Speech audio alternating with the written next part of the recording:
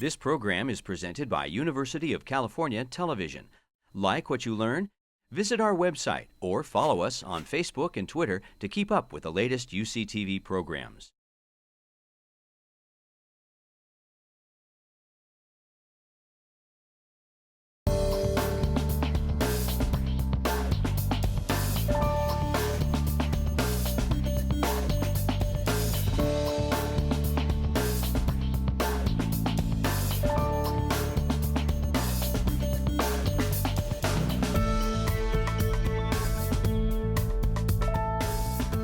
So what I'm going to do today is sort of a little compilation of some very recent research that I've been involved with and led, just to kind of give you an introduction to what I've been thinking about. And particularly in the last 14 years, one component of what I've spent much of my time doing is trying to learn more about how to diagnose autism in particular in very young children as well as older children and adolescents, and training others to do this. And when you have to teach other people about certain things, whether it be pretty basic sorts of things that professors oftentimes do or more complex types of topics, then it really forces you to be honest and to also challenge certain types of things. So I've learned a lot from the people that I've had the opportunity to train about some of the things that I've learned from others.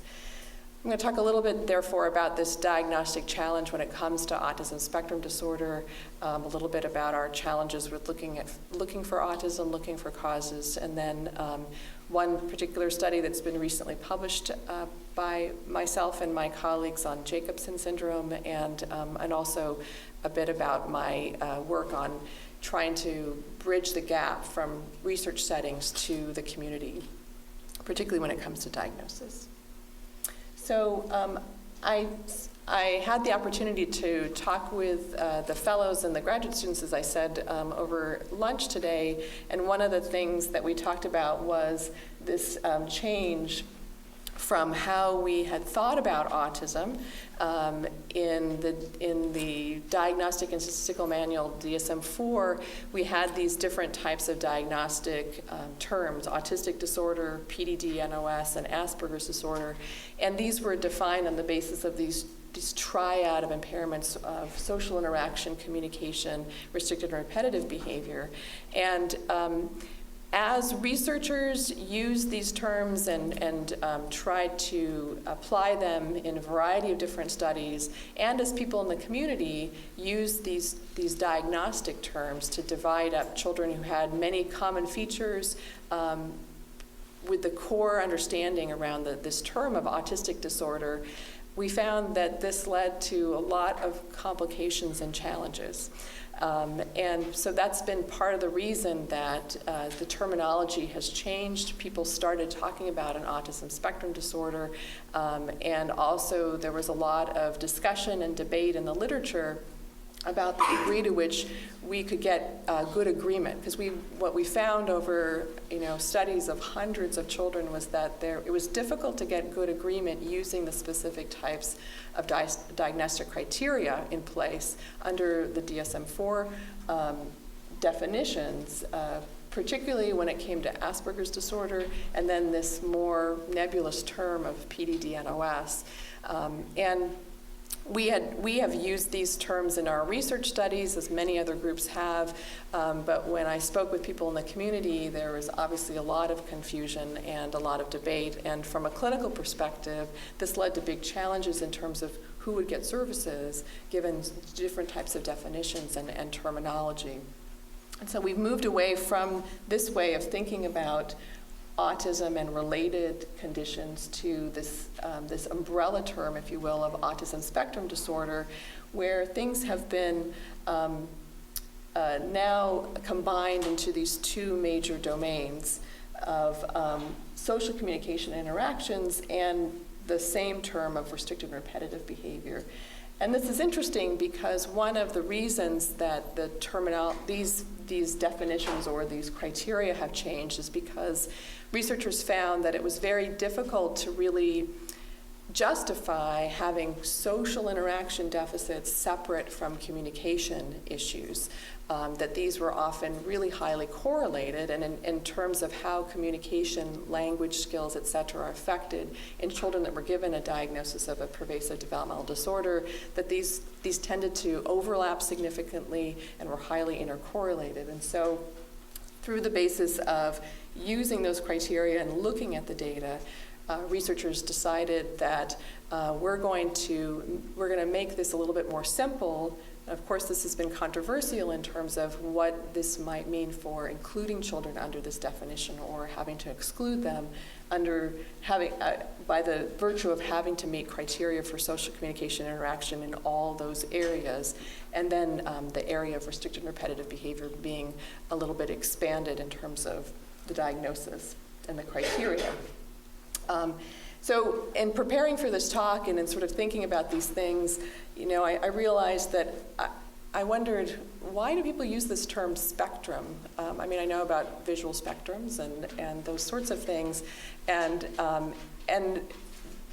I didn't know really that the term spectrum, and when it comes to different kinds of conditions, is that the idea being that it might not be a unitary disorder, but a syndrome composed of subgroups. And certainly when I think about children that I see from a variety of ages and levels of severity of symptoms and abilities, and in speaking with parents about what I think this diagnosis means or what this condition means, I often talk about it as a syndrome. That means that there's a variety of different kinds of behaviors that are affected. They're not affected in exactly the same way in every child that we give this diagnosis to, but that there is some commonality, that we say these children seem to share these core symptoms or enough commonality that we can group them together and say that there's something that seems to hold them together as a group that makes them different from children with other types of challenges, and that this is different from other aspects of variations across the population. So from a perspective of looking at underlying causes or better understanding the mechanisms of how is development therefore different in children that share these sorts of features, you can see that using this kind of a definition that's not a unitary disorder means that there's a lot to be learned, and that there's probably many different mechanisms here. And this is, many people have talked about this. And sometimes I feel very discouraged, where I say, well, then how are we ever going to figure this out if we're talking about such a complex syndrome with many potential causes and outcomes? But I think it's important to keep this in mind. So again, under this term of autism spectrum disorder, that there are clinically significant persistent deficits in social communication and interactions, and these include deficits in nonverbal and verbal communication that are used for social interaction, that all children with this diagnosis have to meet that type of criteria, that there's this lack of social reciprocity, or I don't really like the term lack in so much as relative deficits or significant deficits in social reciprocity, and a failure to maintain and develop peer relationships. So those features all go in, they must be present for the DSM diagnosis. And then we have the area of restricted repetitive patterns of behavior, interests or activities, some of the characteristic features that have been associated with the core definition of autism, but under DSM-5 have also included the overreaction or hyperreactivity or hyporeactivity, underreaction to sensory input, or different aspects of sensory input from the environment. So even within the definition under DSM-5, there's greater consensus, if you will, in terms of the kinds of social communication difficulties that must be present to meet criteria for this syndrome, but there's a bit of flexibility in terms of the range or the types of restricted repetitive patterns of behavior, interest, or activities. And many people have wondered, well, why do these things kind of go together? Is there some sort of common thread that helps us understand social difficulties with these restricted or repetitive patterns of behavior? And that's a sort of a psychological debate or a philosophical debate, if you will. Part of it, I think, is at some level there's a commonality of difficulty being flexible, having difficulty with flexibility, which is required for so many aspects of early developmental function, particularly social interactions, but that's not quite enough to explain all these things. I've also gone back to slides that I've been showing to students for a really long time when we think about neurodevelopmental disorders in general, but this is becoming more and more clear, I think, as we study more about autism spectrum disorder, that again, there are different underlying causes that can lead to a very similar type of outcome at a very general type of level. But then there is also the fact that even within neurodevelopmental disorders, or that there can be a similar type of cause that could lead to variations in outcome. And why is that? If there's a commonality in terms of biological causes, whether they be genetic or other combinations of factors, and that's because there's so many other pieces that are a part of the development of the child, from my perspective at least, in terms of the other factors that go into variations across individuals. We call it background genetics, as well as their environmental differences, reactions to environmental influences, and how they may get different kinds of interventions at different points in development that can lead to different variations in terms of outcome, even though there might be some real core commonalities in terms of an underlying cause. And so I think that when I think about understanding more about the causes of autism and understanding that there's a lot of genetic and etiology, heterogeneity in terms of genetics and etiology, that it's not unexpected that we might have there's a spectrum disorder, there's these differences across individuals. But it's important to think about not only these genetic variations that might account for what we see in terms of this diagnosis, but that those genetic differences, of course, are contributing to fundamental differences in terms of the developing brain of young children. And even in my research with my colleagues and looking at typical brain development, we know that there's these final common pathways, but there's a tremendous amount of variation across individuals in how they finally reach that point of maturation. And from the very beginning, there are significant effects in terms of the environment on the developing brain and how that account for variations. And this is a picture of just individual, differences in terms of how an individual neuron might look under different environmental circumstances using animal models, and then from the early origins of brain development, going through these vast white matter tract pathways that we see, and that are affected in autism. That this can have a big effect in terms of behavior and development at many different levels. So despite the diversity of causes for autism spectrum disorder, it is plausible that there are real similarities in how brain development might be affected, which in turn, through a variety of different mechanisms, might help to account for why we see some of the behaviors, the commonalities in terms of behavior that's affected.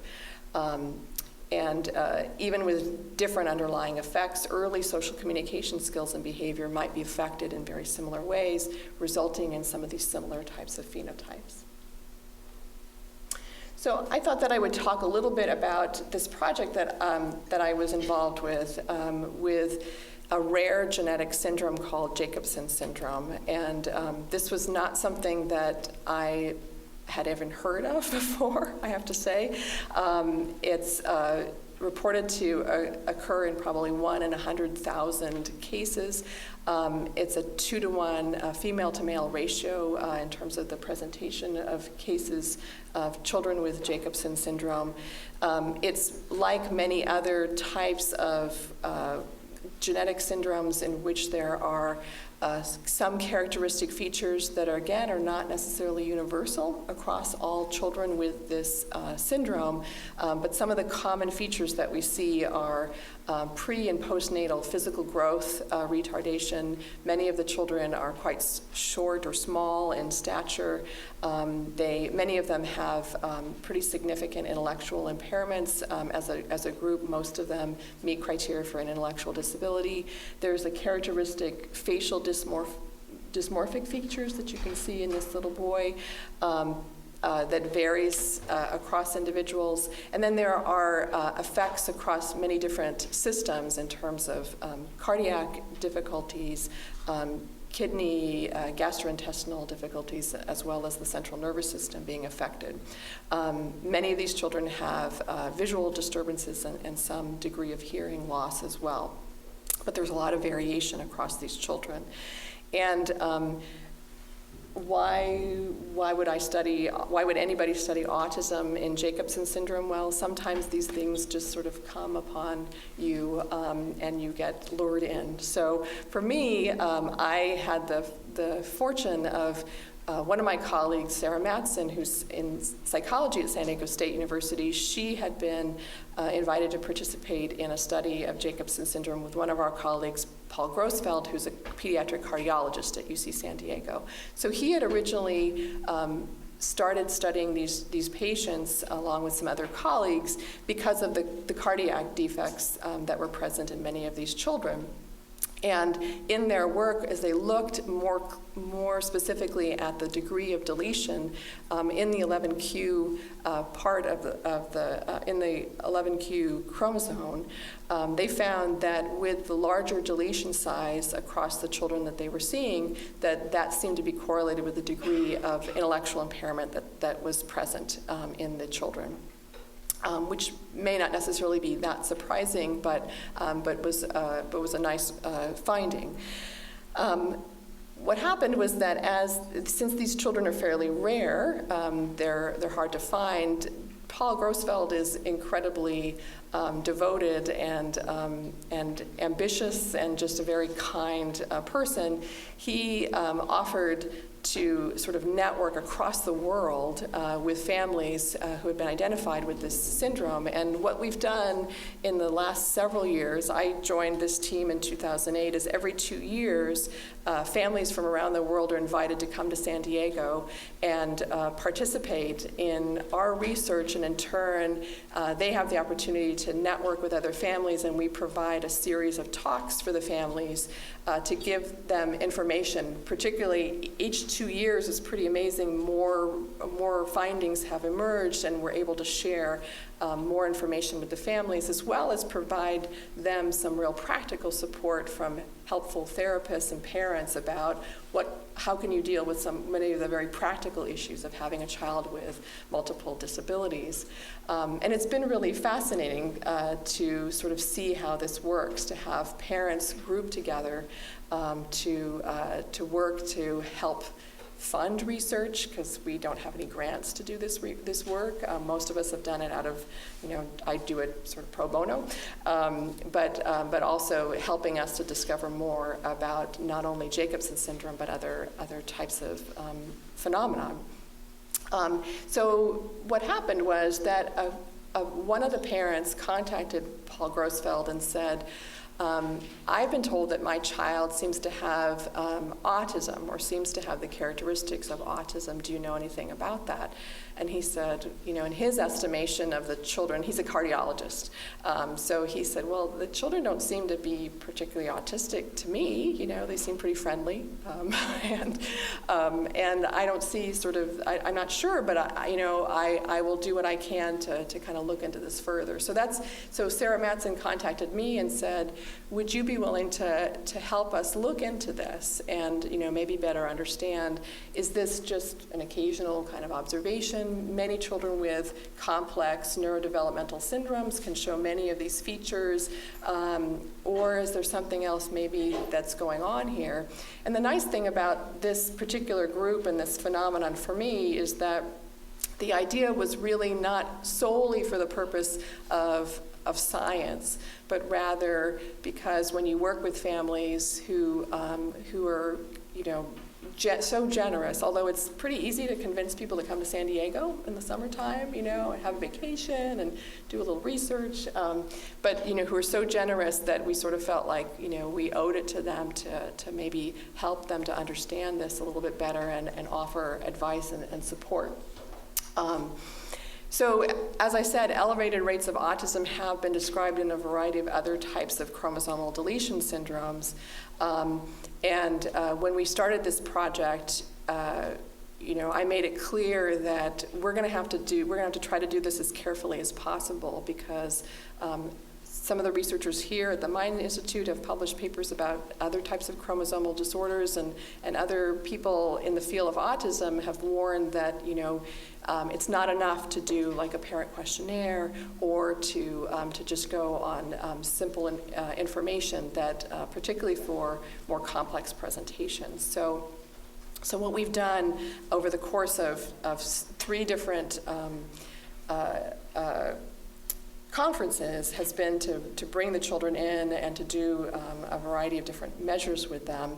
And I have to say that I was very skeptical. I tend to be pretty conservative. I'm not going to just, I wanted to be very careful in terms of how we identified the kinds of characteristics of these children and sort of test this hypothesis that maybe some of the children have some of the features of autism. Many of these children had also, seemed to have a higher risk of having attention deficit problems, some behavior problems, particularly as they got older, and anxiety, et cetera. So, it can be very complicated and confusing, particularly with the backdrop of intellectual disability. And so as part of this parent organization, the 11Q Research and Resource Group, we have these biennial conferences in San Diego. We also had some families who came to the lab outside of the conference because we could only test so many children in the course of a couple of days. And prior to testing, we had parents complete a variety of questionnaires, including the social communication questionnaire, which is used as a screening measure for autism. We also had some families who weren't able to travel to San Diego give us as much information as possible, but they aren't included as part of this paper. Well, there's a couple exceptions, I have to say, but the vast majority there were children that we saw as part of this study. So as part of the research assessment, we did standard cognitive testing, the type of testing that was most appropriate for the child's age as well as level of ability. All parents completed a standard interview, the Vineland Adaptive Behavior Scale, so we could have an idea of their adaptive behavior skills, as well as sort of the more characteristics of their children.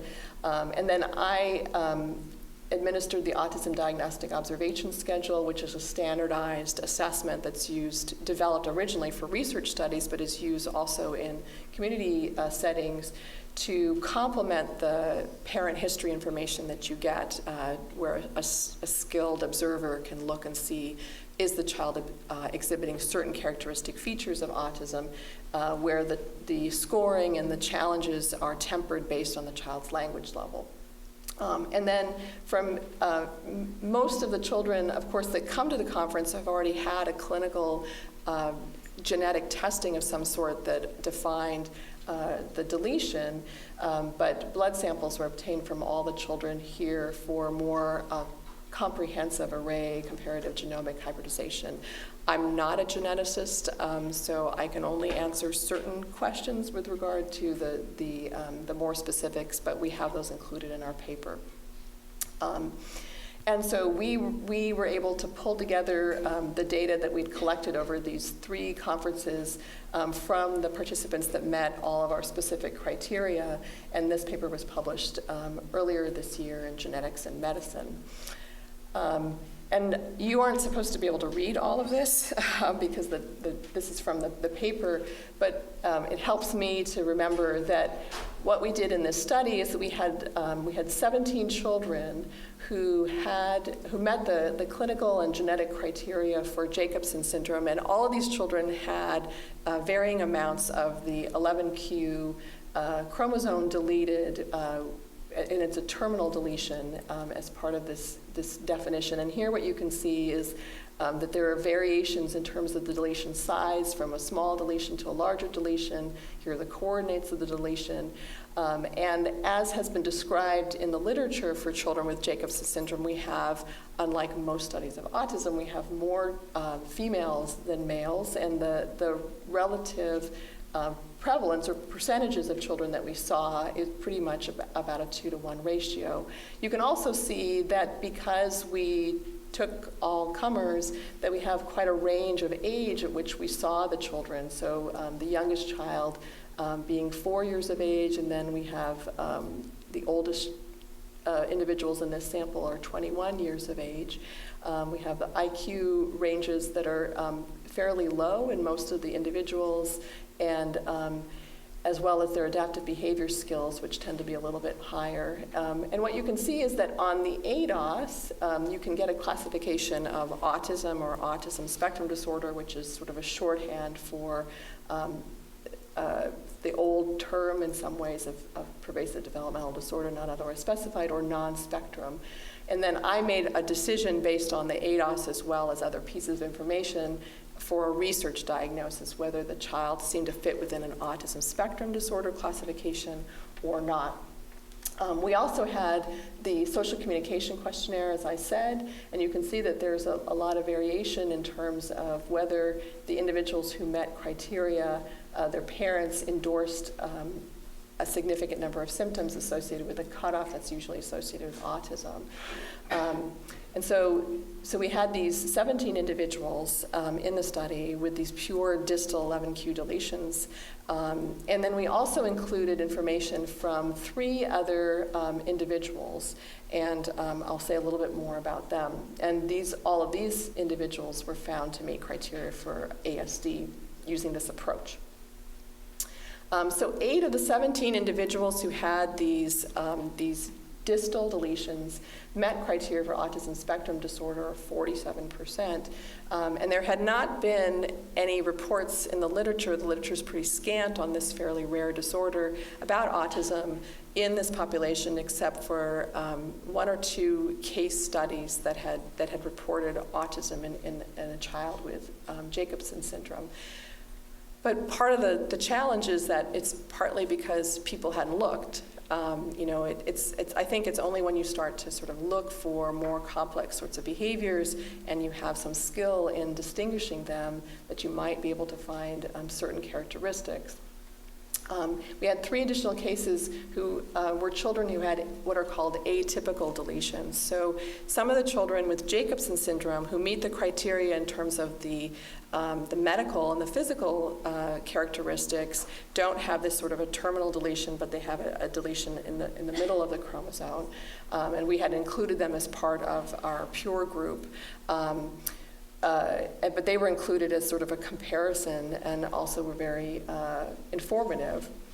It's interesting to note, for what it's worth, that we had only 5 males in that group of 17, and 4 of those 5 met criteria for ASD.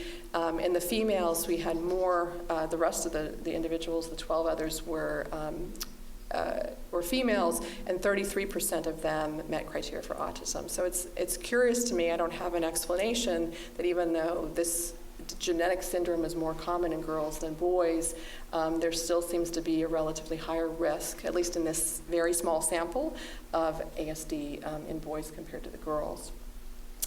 So this is from the paper, and what it shows you is that if you look at that part of the distal arm of 11q here, this is the patient in that group of 17 who had the smallest deletion here.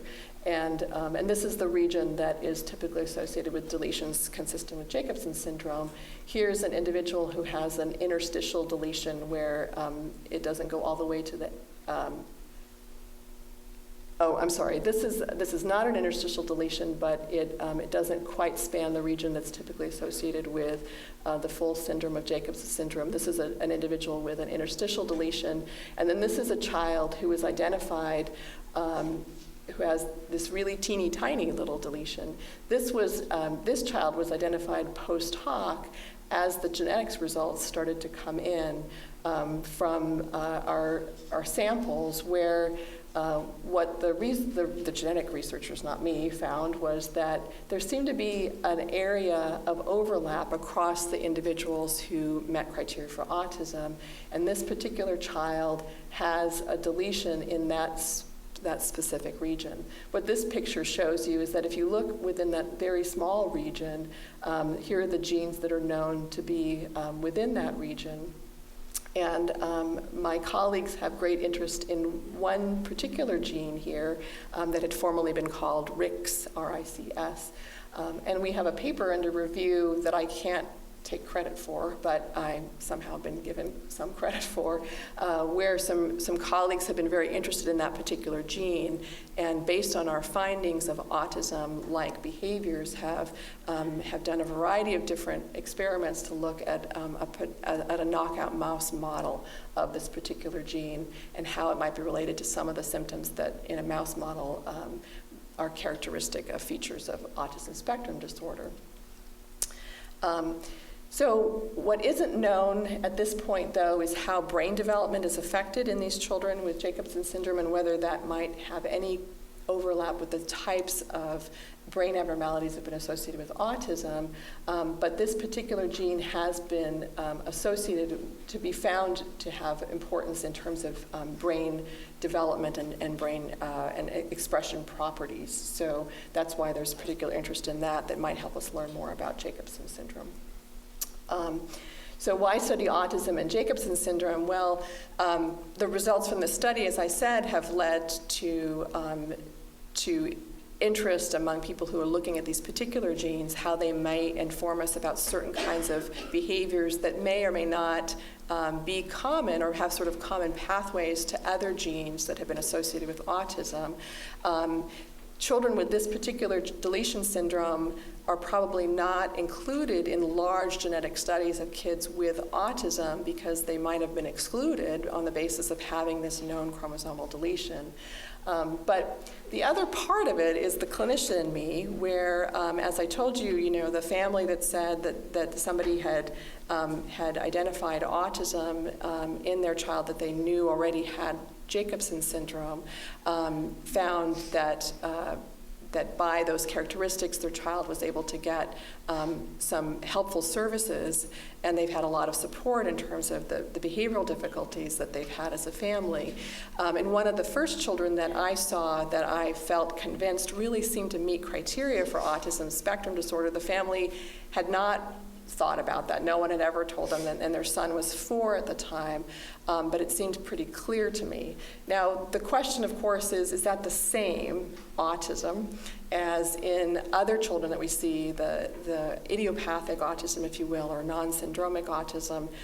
I don't know, but I think we need larger samples and probably a variety of different, clinicians to look at these children and see how there might be characteristics that are very similar or maybe different qualitatively in some ways. But in that one particular little boy, I told the family that I think these are the characteristics that I see in your son, and I was able to give them, basically a research report, and it's been really delightful to have him come back to San Diego now twice, and they said that has made all the difference in the world because they were able to get him specific types of interventions that work with children with autism that have made a huge difference in his life, and he's been able to be included in more mainstream types of activities. He has milder medical symptoms, he doesn't have sort of the dysmorphic features. I don't know, what those relationships might be, but it's been a really interesting journey. So now I'm going to shift gears entirely to diagnostic practices in the community. And I got involved in this area of research from being a neuropsychologist who studies autism and works in brain development studies, and I've done work with children with early stroke. I got involved in this really through my work of being the diagnostician for these multidisciplinary studies of autism, that I heard story after story about what parents had gone through in terms of getting a diagnosis, or us being the first step in that process when they entered their child in a research study. And then as I became more of an expert in giving the ADOS and got certified as a trainer, I started doing large trainings for practitioners across the country. Initially through my work with Kathy Lord and her colleagues in learning how to do these sorts of trainings. But I became very interested in hearing the stories about what people do in the community. How do they define autism? What kinds of tools do they use? And the reason that they were coming to these trainings is because they were told, you need to do something better, you need to do something more consistent and standardized, and the ADOS is one part of that process in terms of diagnostic practices.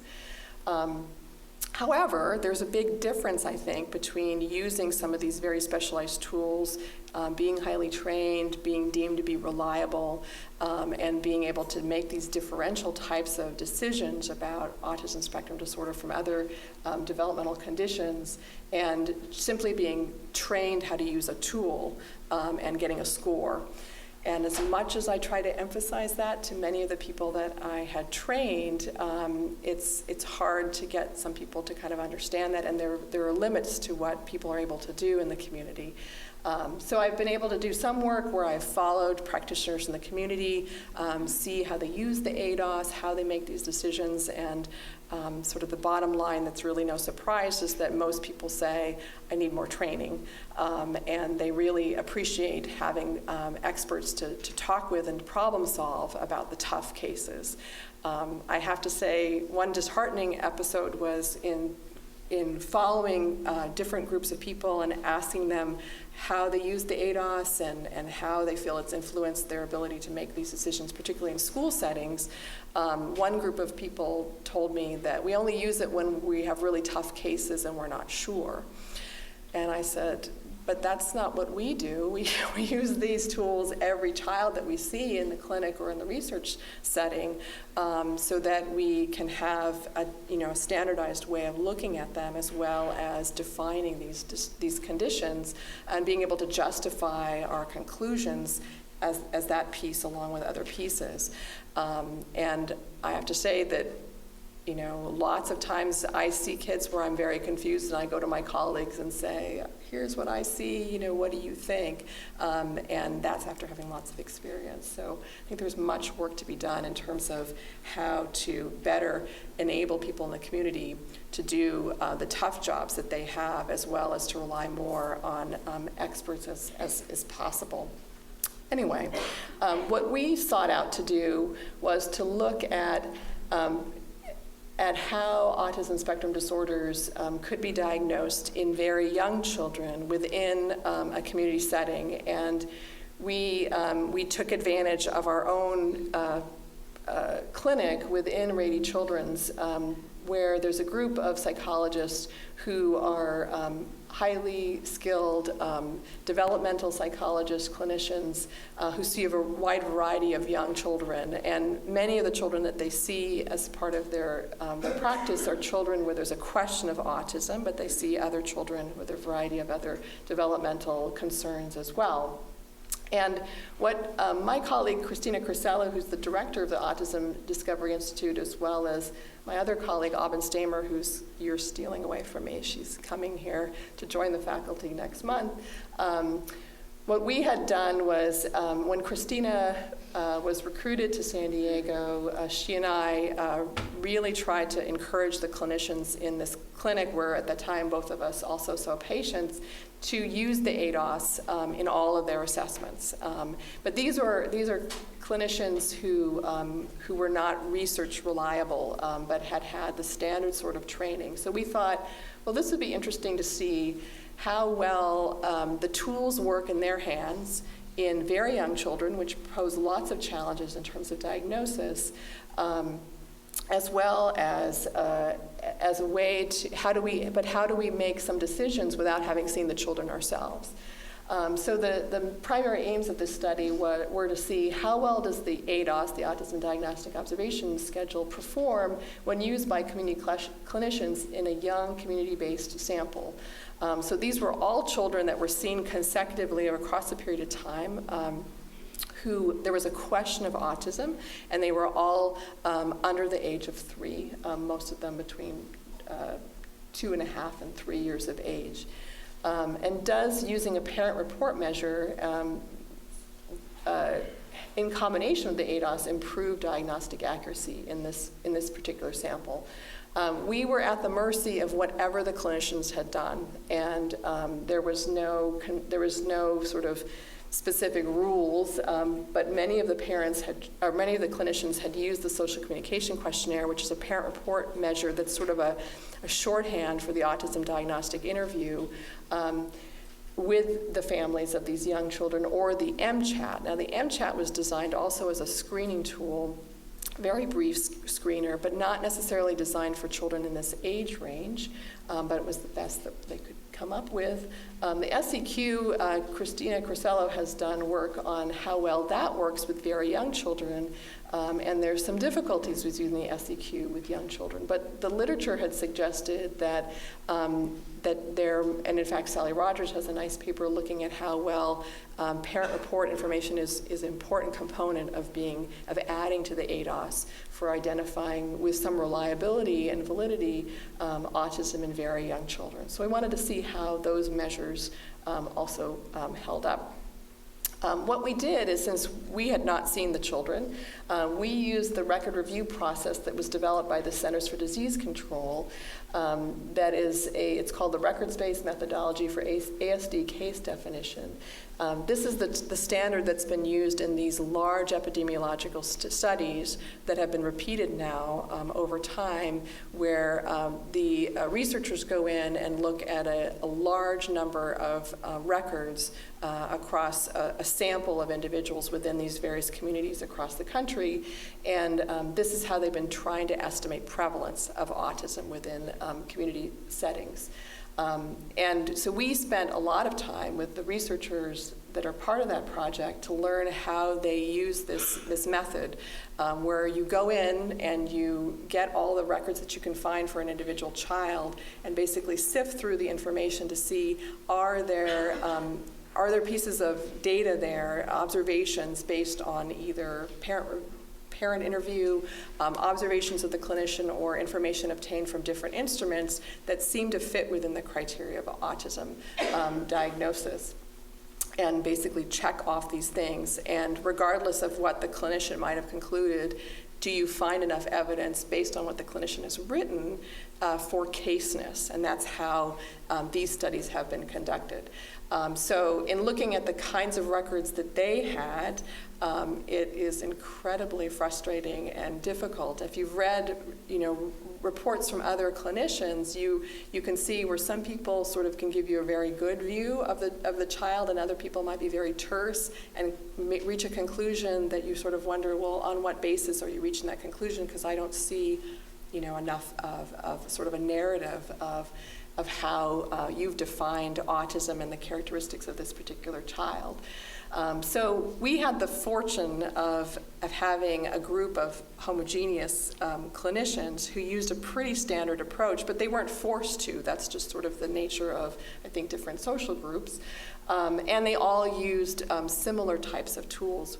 We were blinded to what the clinician concluded. We were blinded to what the scores were on the ADOS or the parent report measures, but we simply went through what information the clinicians had included based on the child's history, the information obtained from the parent interview, as well as the observations that they shared from different pieces of data.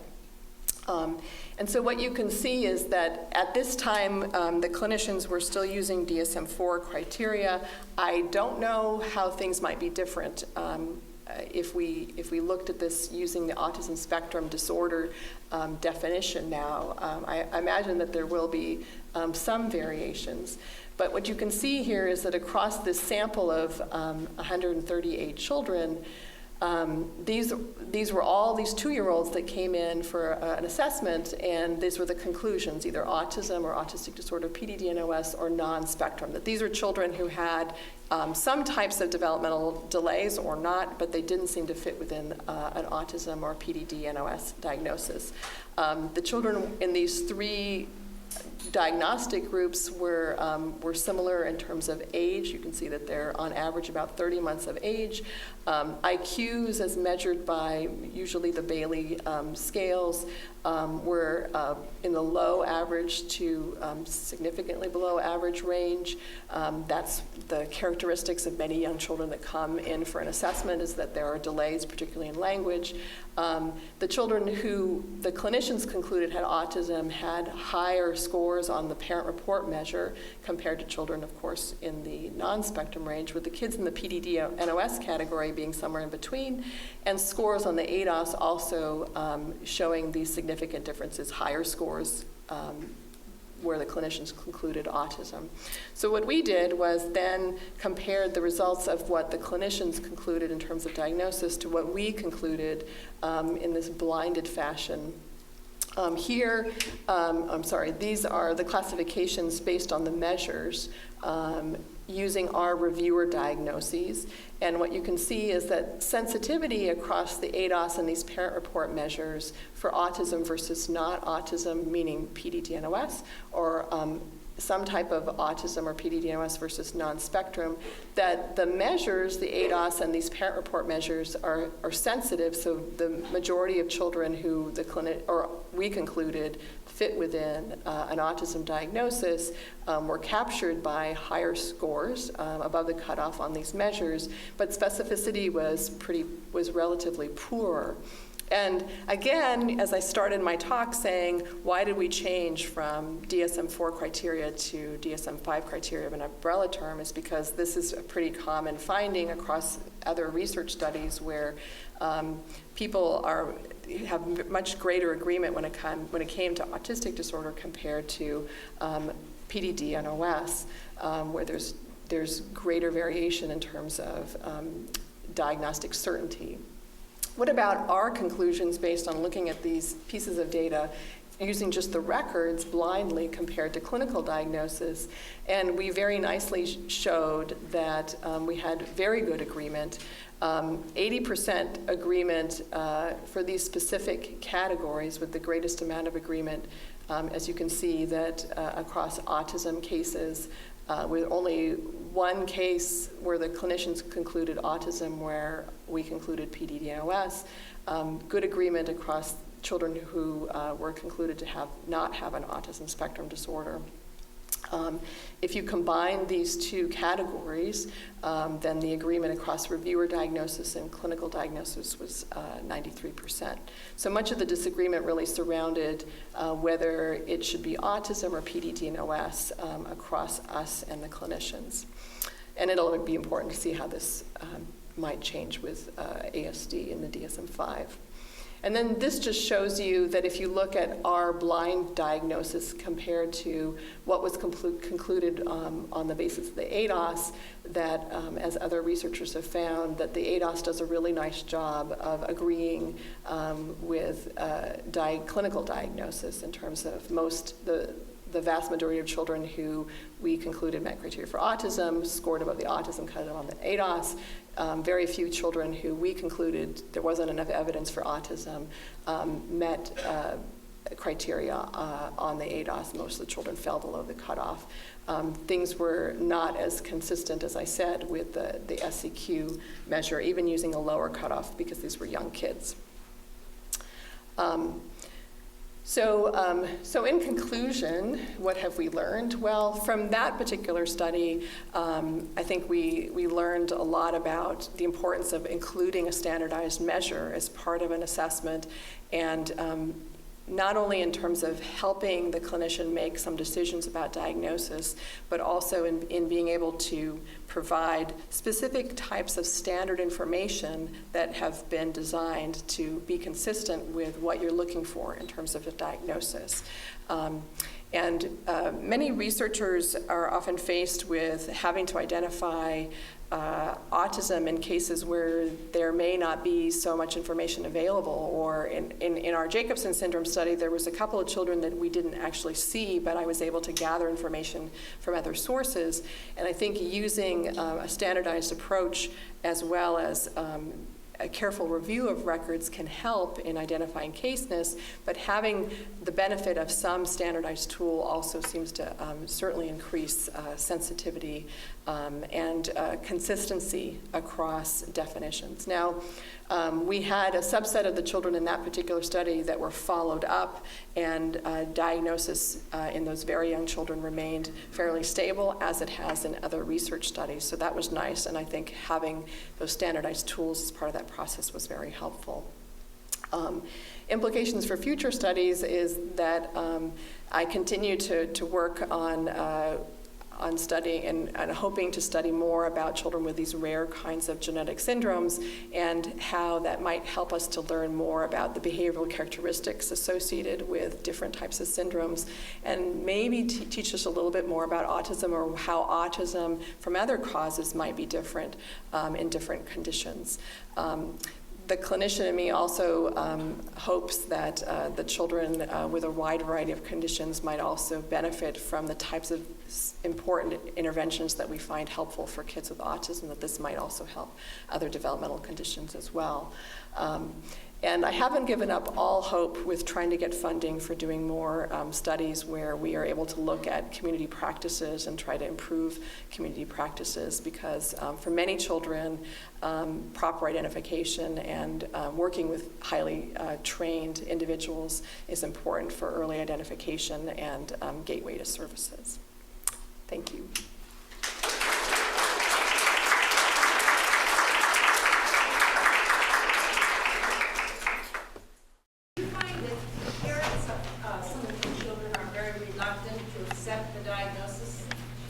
The children with Jacobsen Syndrome, or the with autism? Well, I think there's a lot of variability, and it's interesting because our clinic is within the Autism Discovery Institute, and so so this is, I would consider a specialty clinic, but I always ask parents when they come in, so why are you here?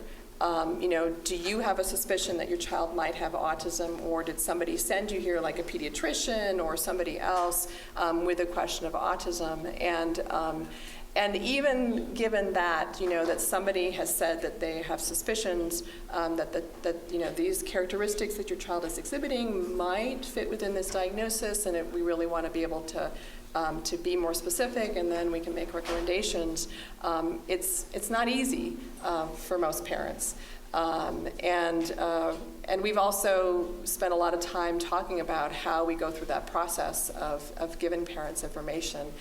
It's also part of the reason why it can be difficult to rely, certainly on only certain pieces of information, because if a parent isn't ready for that type of a diagnosis, or doesn't understand what the characteristics might or might not mean, then if we only rely on the information that they provide us, particularly on a questionnaire, then we're likely to get many more false positives. But I think it's always a challenge, and I try to present it in terms of, particularly when it's complicated, and I'm pretty humble, where I might say I'm not 100% sure, but I'm really worried. One of the things that we always do, particularly for younger children, is that I want you to bring your child back, and we will revisit this, particularly once we get them into services, to see if that seems to still make sense, or not, and that there's some other better way to maybe define the characteristics. Good question. All right, I have a question actually following up on what you just said. So in looking at diagnostic practices in the community, and considering that maybe what you're seeing is more false positives, so diagnosing children with being autism instead of PDD-NOS, or based on the previous definitions of it, if you're seeing that there's false positives, and what the implications might be of that. You had mentioned just briefly that maybe they're being sent down the wrong treatment path. So if you could elaborate just a little bit on those findings and what you think for future, what the implications are. Well, so with the data from the younger children, it seems that there is often disagreement with some of the measures, particularly the parent report measures, where you're actually more likely to get a false negative. Because in younger children, certain characteristics are not going to emerge until the children get a little bit older. Some of the characteristics, and some are also difficult to disentangle from just typical development or some, sort of more general types of developmental delays. I find that I think that even though we know that the prevalence, that there are lots of concerns about prevalence of autism and what this means, and particularly as we've expanded the diagnosis, that in many situations there's probably an under-identification in certain children in certain circumstances, where many people want to be cautious still, pediatricians and school psychologists and other people, about of making this decision. Particularly, one of the biggest concerns that I have is that in the schools they have to determine eligibility for an IEP using a disability category in California of autism, but not using a clinical definition or in the hands of a clinical diagnosis, whereas in some other states it has to be from an outside medical professional, et cetera. So many professionals are wary of making that decision, even though they can explain to the parent this isn't the same as a medical diagnosis. And so I worry that they may back off, except in cases where it seems really clear, as they say, that there is sort of this, these hallmark features that everyone would agree. But with younger children, these can be subtle, and in the variations that we see in terms of severity of symptoms and manifestations with development across individuals, it can be subtle and very confusing. And part of, I think, is using good tools, but also having experience not only with kids with autism, but with a whole variety of different disorders. So training is a big key.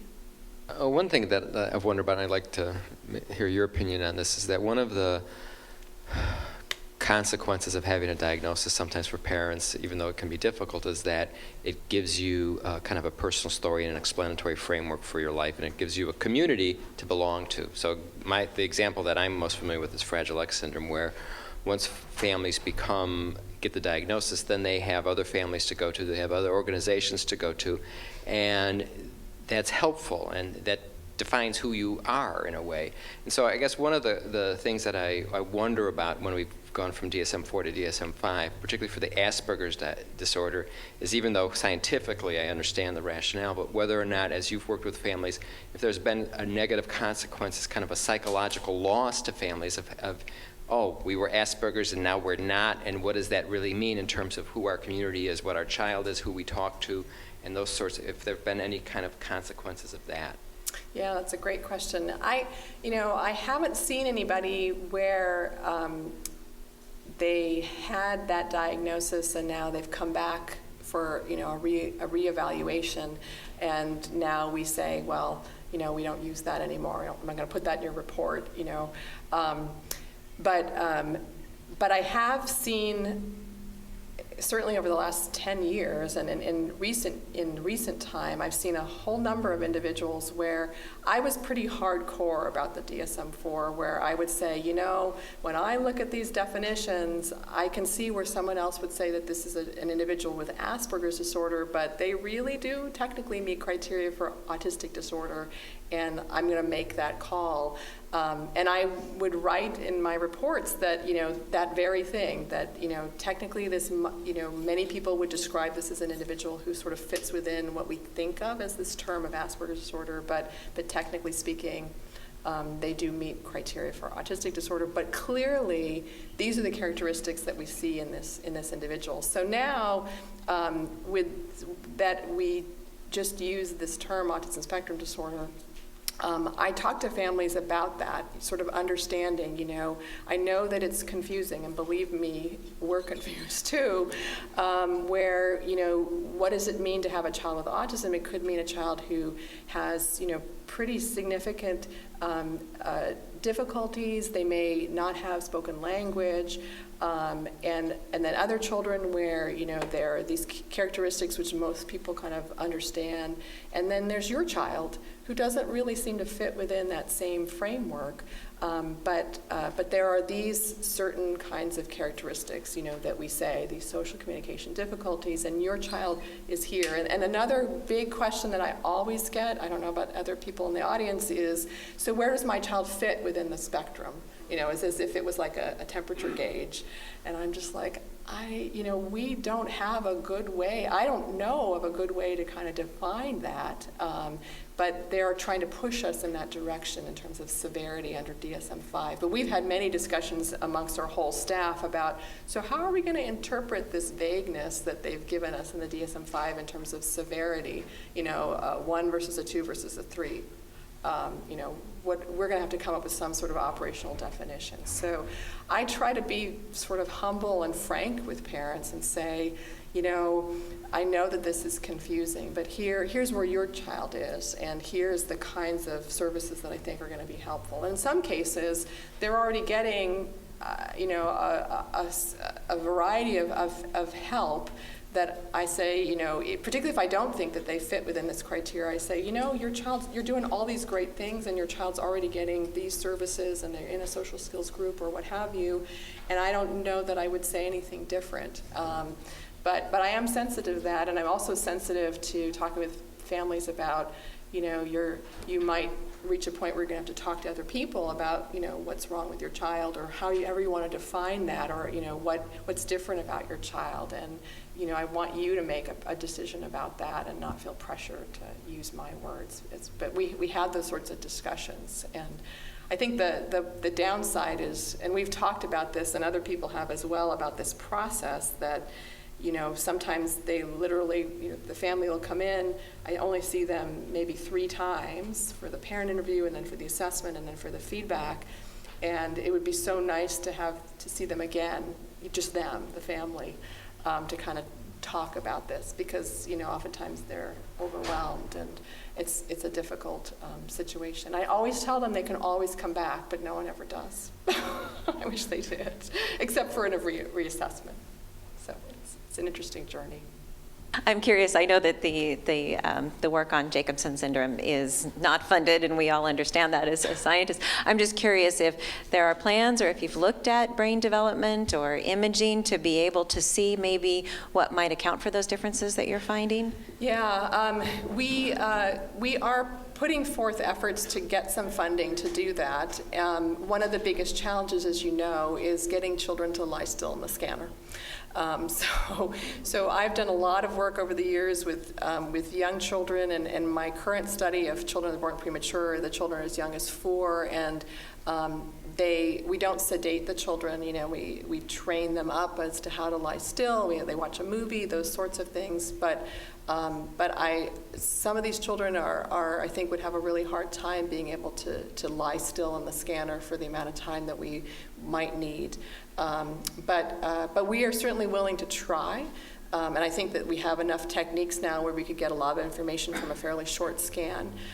If we did some good behavioral training, we have a mock scanner, and we train children how to lie still and to not go like this and sing to the movie and things like that. But we're going to need a little bit of funding before we go down that road. But I think it would be really interesting, because we don't know at this point. The UC Davis Mind Institute was created in 1998 with a promise to find cures for neurodevelopmental disorders. Every day, our physicians and researchers come closer to fulfilling that promise. Their groundbreaking research on autism, Fragile X syndrome, chromosome 22q11.2 deletion syndrome, ADHD, and other brain disorders are helping children achieve their fullest potential. Please visit our website to find out more about current studies, upcoming events, and how you can help make a difference.